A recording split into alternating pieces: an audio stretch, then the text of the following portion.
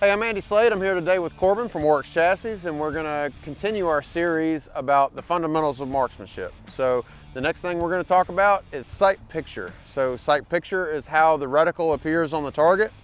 And what do we look at? So we focus on the reticle when we're actually looking through the scope. So our eye's going to want to look at one specific thing, and a lot of people tend to focus on the target. And if you focus on the target, sometimes that reticle will drift from where you really want it. So what we're looking to do is focus directly on your aiming point, which is not always the center of the reticle if we're holding for elevation or wind. So whatever your actual hold is, you want to place that exactly where you want the bullet to hit and focus on that. Okay, so let's say we have our elevation and our windage dialed exactly. So we're going to focus dead center of the reticle and place that on the target for the highest probability of hit. So like if we're shooting at steel targets, we just want to hit the target. So a lot of times we'll see an animal target and it'll have a lot of hits on the front shoulder. Well, the highest probability of hit would be to aim at the center of that target versus the front shoulder for a steel target. So we want to make sure we're aiming for the highest probability of hit too with, like, let's say a head and shoulders target. So if you've got a head and shoulders type steel target, and instead of aiming center vertically on that target, you'd want to aim more towards the shoulders so you've got more width. That way you've got more area for drift if you've got some windage drift that you didn't account for.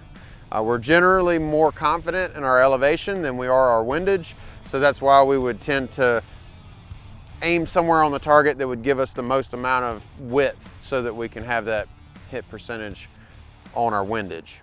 Okay, so aiming for the highest probability of hit, making sure we're looking at the reticle and placing that exactly where we want our hold to be. And we don't press the trigger until we know exactly what that hold is. So if you're you take your first shot at a target, or say you're shooting an animal, then you get a miss, but you don't really see where your trace might be or where your splash is from that impact. Is there any tricks you can do, or do you just want to hold in the same spot again and send another round? Right, so what we tend to do is we want to make sure that if we had a good fundamentally sound position and we look and verify that our trajectory was good, we want to probably think about wind in that case. So usually if you verified that you maybe didn't jerk the trigger and we verified that our scope was level, fundamentally we probably made a good shot. I see guys all the time shoot like a little baseball sized group off the edge of a target. So the definition of insanity is doing the same thing over and over and expecting different results. So what we're going to want to do is actually change your hold. So whatever size target you're shooting at, you want to go at least half that target plus a tenth of windage, and that'll bring you back to hopefully a hit. What sort of magnification do you want to be at when you're first trying to acquire your target? So it's going to depend on your application. So for me, like when I'm PRS shooting, I tend to leave my rifle on about 20 power a lot of times.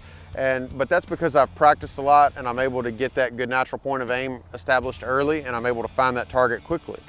If I'm in a hunting scenario, I'll almost always run my magnification over on minimum zoom, so like 3.5 power. And what that'll allow me to do is not only will I see the animal that I'm looking for, but I'll also see a bunch of other landmarks around it to verify that I'm looking at the animal that I think I'm looking for. So, or to make sure that there's no other hunters in the area and make sure that it's completely safe to take that shot. So if you're zoomed too far in, then you might miss the fact that there's another hunter nearby, or that maybe the background's not safe to shoot. So by zooming out a little bit, you can get a lot more perception of what the situation looks like.